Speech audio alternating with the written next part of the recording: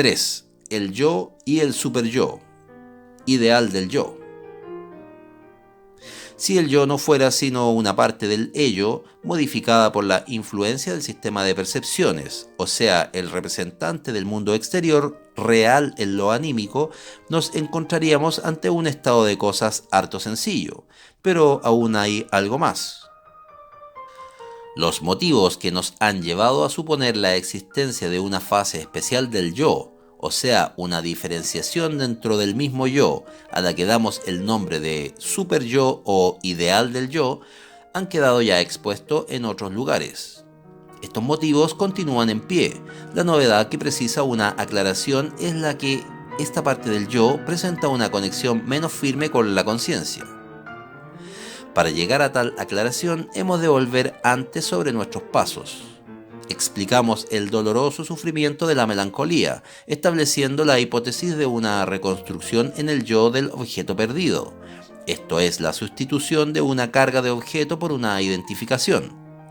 Pero no llegamos a darnos cuenta de toda la importancia de este proceso ni de lo frecuente y típico que era. Ulteriormente, hemos comprendido que tal sustitución participa considerablemente en la estructuración del yo y contribuye sobre todo a la formación de aquello que denominamos su carácter. Originariamente, en la fase primitiva oral del individuo, no es posible diferenciar la carga del objeto de la identificación. Más tarde solo podemos suponer que las cargas de objeto parten del yo, el cual siente como necesidades las aspiraciones eróticas. El yo, débil aún al principio, recibe noticia de las cargas de objeto y las aprueba o intenta rechazarlas por medio del proceso de la represión. Cuando tal objeto sexual ha de ser abandonado, surge frecuentemente en su lugar aquella modificación del yo que hemos hallado en la melancolía y descrito como una reconstrucción del objeto en el yo. Ignoramos aún las circunstancias detalladas de esta sustitución. Es muy posible que el yo facilite o haga posible por medio de esta introyección, que es una especie de regresión al mecanismo de la fase oral, el abandono del objeto. O quizás constituya esta identificación la condición precisa para que el ello abandone sus objetos. De todos modos, es este un proceso muy frecuente en las primeras fases del desarrollo y puede llevarnos a la concepción de que el carácter del yo es un residuo de las cargas de objeto abandonadas y contiene la historia de tales elecciones de objeto. Desde luego, habremos de reconocer que la capacidad de resistencia a las influencias emanadas de la historia de las elecciones eróticas de objeto varía mucho de unos individuos a otros, constituyendo una escala dentro de la cual el carácter del sujeto admitirá o rechazará más o menos tales influencias. En las mujeres de gran experiencia erótica creemos poder indicar fácilmente los residuos que sus cargas de objeto han dejado en su carácter. También puede existir una simultaneidad de la carga de objeto y la identificación, o sea, una modificación del carácter antes del abandono del objeto. En este caso, la modificación del carácter puede sobrevivir a la relación con el objeto y conservarla en cierto sentido. Desde otro punto de vista, observamos también que esta transmutación de una elección erótica de objeto en una modificación del yo es para el yo un medio de dominar al ello y hacer más profundas sus relaciones con él, si bien a costa de una mayor docilidad por su parte. Cuando el yo toma los rasgos del objeto, se ofrece, por decirlo así, como tal al ello e intenta compensarle la pérdida experimentada diciéndole: «Puedes amarme, pues soy parecido al objeto perdido». La transformación de la libido objetal en libido narcisista, que aquí tiene efecto, trae consigo un abandono de los fines sexuales, una desexualización, o sea, una especie de sublimación, e incluso nos plantea la cuestión, digna de un penetrante estudio, de si no será acaso este el camino general conducente a la sublimación, realizándose siempre todo proceso de este género por la mediación del yo, que transforma primero la libido objetal sexual en libido narcisista, para proponerle luego un nuevo fin. Más adelante nos preguntaremos asimismo si esta modificación no puede también tener por consecuencia otros diversos destinos de los instintos. Por ejemplo, una disociación de los diferentes instintos fundidos unos con otros. No podemos eludir una digresión consistente en fijar nuestra atención por algunos momentos en las identificaciones objetales del yo. Cuando tales identificaciones llegan a ser muy numerosas, intensas e incompatibles entre sí, se produce fácilmente un resultado patológico. Puede surgir en efecto una disociación del yo, excluyéndose las identificaciones unas a otras por medio de resistencias. El secreto de los casos llamados de personalidad múltiple reside quizás en que cada una de tales identificaciones atrae así alternativamente la conciencia. Pero aún sin llegar a este extremo, surgen entre las diversas identificaciones en las que el yo queda disociado conflictos que no pueden ser siempre calificados de patológicos. Cualquiera que sea la estructura de la ulterior resistencia del carácter contra las influencias de las cargas de objeto abandonadas, los efectos de las primeras identificaciones realizadas en la más temprana edad son siempre generales y duraderos. Esto nos lleva a la génesis del ideal del yo, pues detrás de él se oculta la primera y más importante identificación del individuo, o sea, la identificación con el padre. Esta identificación no parece constituir el resultado o desenlace de una carga de objeto, pues es directa e inmediata y anterior a toda carga de objeto. Pero las elecciones de objeto pertenecientes al primer periodo sexual y que recaen sobre el padre y la madre parecen tener como desenlace normal tal identificación e intensificar así la identificación primaria. De todos modos, son tan complicadas estas relaciones que se nos hace preciso describirlas más detalladamente. Esta complicación depende de dos factores: de la disposición triangular de la relación de Edipo y de la bisexualidad constitucional del individuo. El caso más sencillo toma en el niño la siguiente forma. El niño lleva a cabo muy tempranamente una carga de objeto que recae sobre la madre y tiene su punto de partida en el seno materno. Del padre se apodera el niño por identificación. Ambas relaciones marchan paralelamente durante algún tiempo, hasta que por la intensificación de los deseos sexuales orientados hacia la madre y por la percepción de que el padre es un obstáculo opuesto a la realización de tales deseos, surge el complejo de Edipo.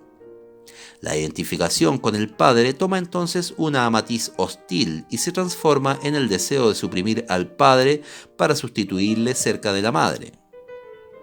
A partir de aquí se hace ambivalente la relación del niño con su padre, como si la ambivalencia existente desde un principio en la identificación se exteriorizara en este momento. La conducta ambivalente con respecto al padre y la tierna aspiración hacia la madre, considerada como objeto, integran para el niño el contenido del complejo de Edipo simple, positivo. Al llegar a la destrucción del complejo de Edipo, tiene que ser abandonada la carga de objeto de la madre, y en su lugar surge una identificación con la madre o queda intensificada la identificación con el padre. Este último resultado es el que consideramos como normal y permite la conservación de la relación cariñosa con la madre. El naufragio del complejo de Edipo afirmaría así la masculinidad en el carácter del niño. En forma totalmente análoga puede terminar el complejo de Edipo en la niña por una intensificación de su identificación con la madre o por el establecimiento de tal identificación, que afirma el carácter femenino del sujeto. Estas identificaciones no corresponden a nuestras esperanzas, pues no introducen en el yo al objeto abandonado. Pero también este último desenlace es frecuente, y puede observarse con mayor facilidad en la niña que en el niño. El análisis nos muestra muchas veces que la niña, después de haberse visto obligada a renunciar al padre como objeto erótico, exterioriza los componentes masculinos de su bisexualidad constitucional y se identifica no ya con la madre, sino con el padre, o sea, con el objeto perdido. Esta identificación depende naturalmente de la necesidad de sus disposiciones masculinas, cualquiera que sea la naturaleza de estas. El desenlace del complejo de Edipo en una identificación con el padre o con la madre parece pues depender en ambos sexos de la energía relativa de las dos disposiciones sexuales. Esta es una de las formas en la que la bisexualidad interviene en los destinos del complejo de Edipo. La otra forma es aún más importante. Experimentamos la impresión de que el complejo de Edipo simple no es ni con mucho el más frecuente, y en efecto una investigación más penetrante nos descubre casi siempre el complejo de Edipo completo, que es un complejo doble, positivo y negativo, dependiente de la bisexualidad originaria del sujeto infantil. Quiere esto decir que el niño no presenta tan solo una actitud ambivalente con respecto al padre y una elección tierna de objeto con respecto a la madre, sino que se conduce al mismo tiempo como una niña, presentando la actitud cariñosa femenina para con su padre y la actitud correlativa, hostil y celosa para con su madre. Esta intervención de la bisexualidad es la que hace tan difícil llegar al conocimiento de las elecciones de objeto e identificaciones primitivas y tan complicada su descripción. Pudiera suceder también que la ambivalencia comprobada en la relación del sujeto infantil con los padres dependiera exclusivamente de la bisexualidad, no siendo desarrollada de la identificación como antes expusimos por la rivalidad. A mi juicio, obraremos acertadamente aceptando en general y sobre todo en los neuróticos la existencia del complejo de Edipo completo. La investigación psicoanalítica nos muestra que en un gran número de casos desaparece uno de los componentes de dicho complejo, quedando solo huellas apenas visibles. Queda así establecida una serie en uno de cuyos extremos se halla el complejo de Edipo normal, positivo, y en el otro el invertido, negativo. Mientras que los miembros intermedios nos revelan la forma completa de dicho complejo, con distinta participación de sus dos componentes. En el naufragio del complejo de Edipo se combinan de tal modo sus cuatro tendencias integrantes que dan nacimiento a una identificación con el padre y a una identificación con la madre. La identificación con el padre conservará el objeto materno del complejo positivo y sustituirá simultáneamente al objeto paterno del complejo invertido. Lo mismo sucederá mutatis mutandis con la identificación con la madre. En la distinta intensidad de tales identificaciones se reflejará la desigualdad de las dos disposiciones sexuales. De este modo podemos admitir como resultado general de la fase sexual dominada por el complejo de Edipo la presencia en el yo de un residuo, consistente en el establecimiento de estas dos identificaciones enlazadas entre sí. Esta modificación del yo conserva su significación especial y se opone al contenido restante del yo en calidad ideal del yo o superyo. Pero el superyo no es simplemente un residuo de las primeras elecciones de objeto del ello, sino también una enérgica formación reactiva contra las mismas. Su relación con el yo no se limita a la advertencia así como el padre debe ser, sino que comprende también la prohibición. Así como el padre no debes ser, no debes hacer todo lo que él hace, pues hay algo que le está exclusivamente reservado. Esta doble faz del ideal del yo depende de su anterior participación en la represión del complejo de Edipo, e incluso debe su génesis a tal represión. Este proceso represivo no fue nada sencillo. Habiendo reconocido en los padres, especialmente en el padre, el obstáculo opuesto a la realización de los deseos integrados en dicho complejo, tuvo que robustecerse el yo para llevar a cabo su represión, creando en sí mismo tal obstáculo. La energía necesaria para ello hubo de tomarla prestada del padre, préstamo que trae consigo importantísimas consecuencias.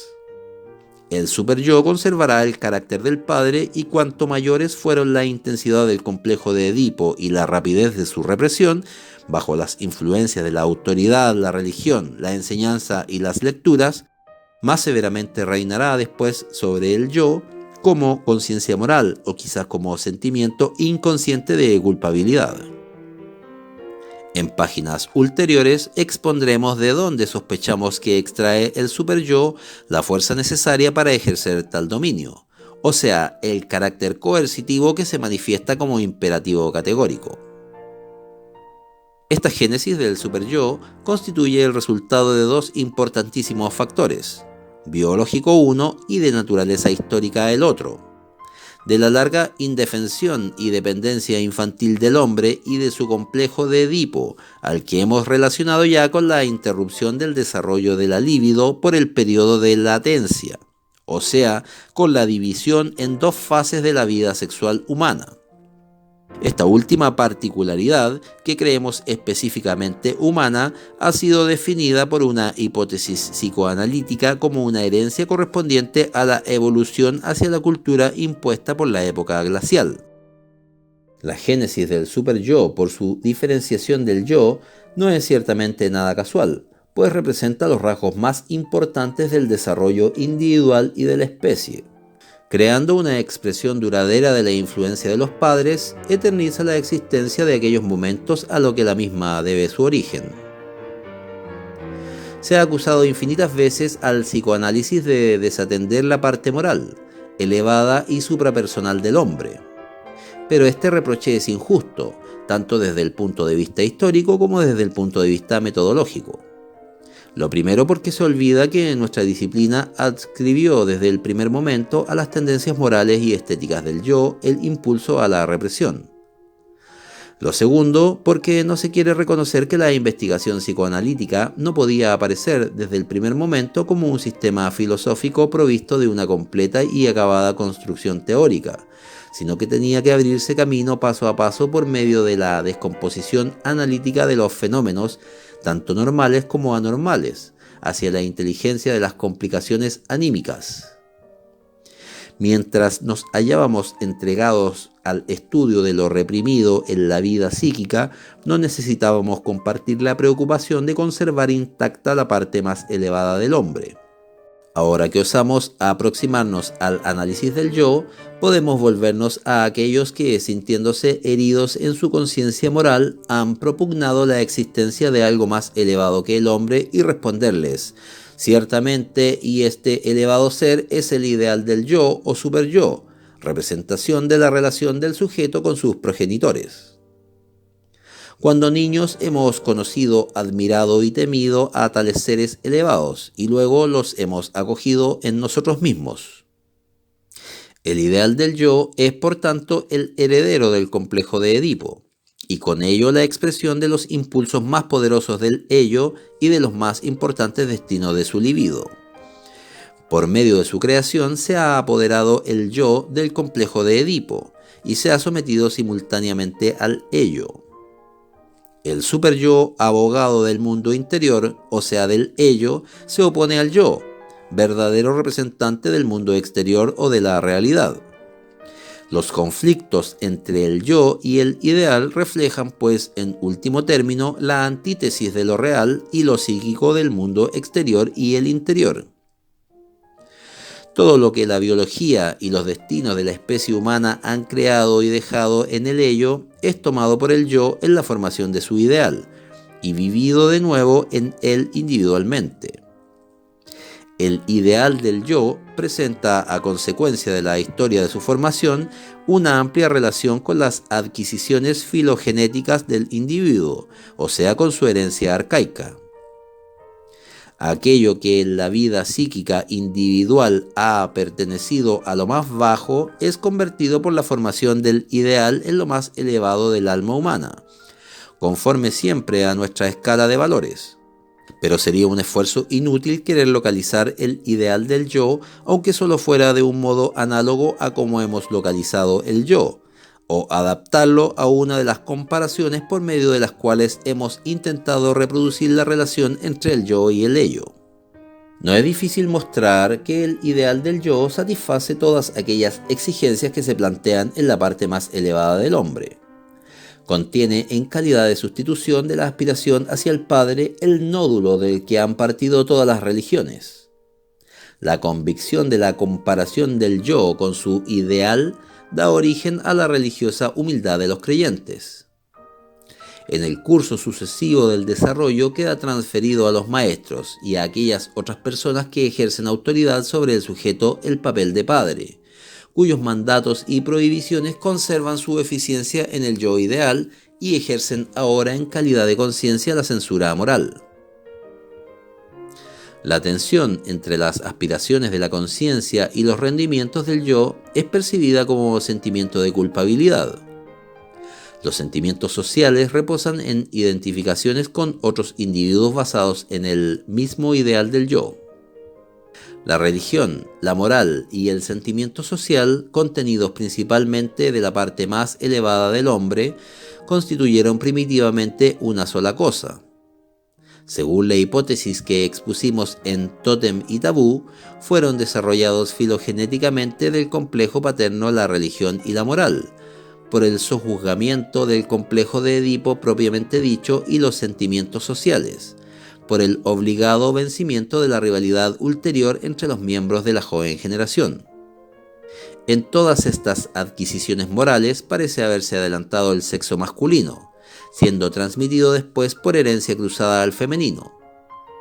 Todavía actualmente nacen en el individuo los sentimientos sociales por suposición a los sentimientos de rivalidad del sujeto con sus hermanos. La imposibilidad de satisfacer estos sentimientos hostiles hace surgir una identificación con los rivales.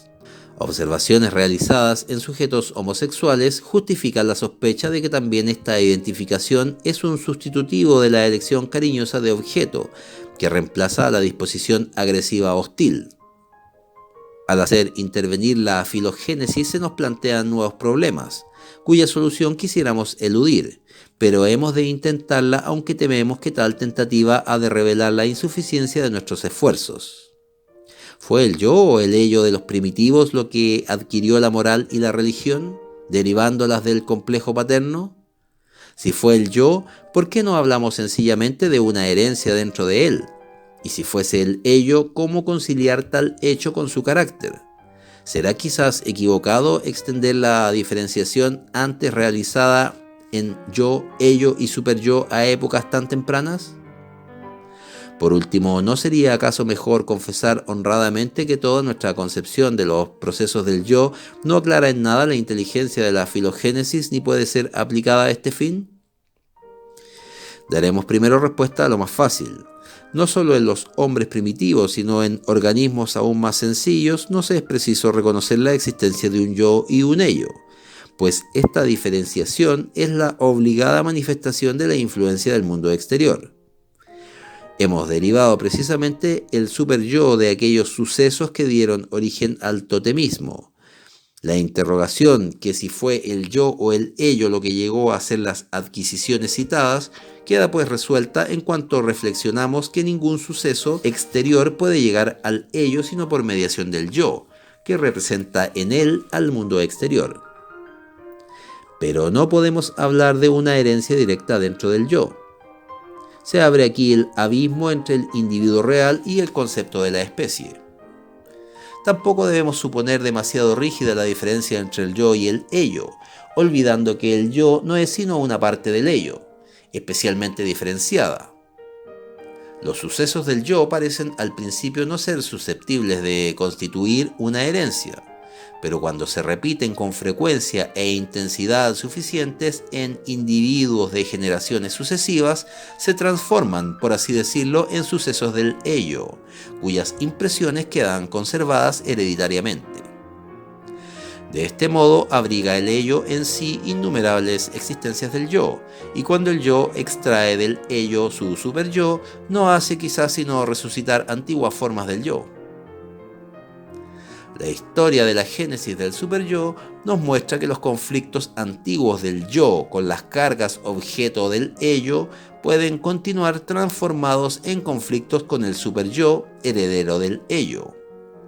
Cuando el yo no ha conseguido por completo el sojuzgamiento del complejo de Edipo, entra de nuevo en actividad su energía de carga, procedente del ello, actividad que se manifestará en la formación reactiva del ideal del yo. La amplia comunicación del ideal del yo con los sentimientos instintivos inconscientes nos explica el enigma de que el ideal pueda permanecer en gran parte inconsciente e inaccesible al yo. El combate que hubo de desarrollarse en los estratos más profundos del aparato anímico y al que la rápida sublimación e identificación impidieron llegar a su desenlace, se continúa ahora en una región más elevada, como en la batalla contra los hunos pintada por Kaulbach.